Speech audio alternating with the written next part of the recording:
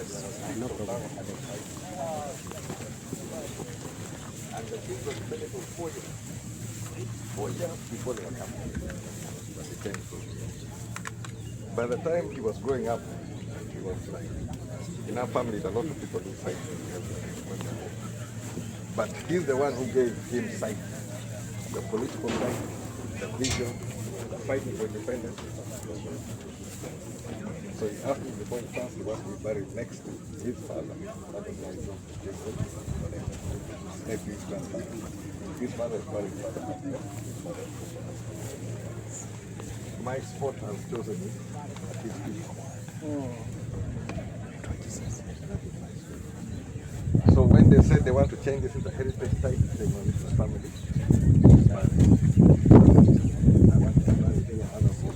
We are honored to have this in our generation, and we hope it's going to communicate to our generation, to heal the wounds, to bond together, to have that brotherhood, enjoy it, and make our lives fulfillment of the dreams of our fathers.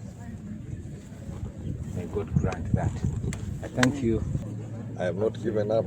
I have matters to raise. We need to put issues which will help all of Ugandans. So we should have that openness and see how best we can handle it. Keep up the fight whenever I can, whenever we can, we shall add a voice. Thank you. Have you Thank you for passing through. Next time you come,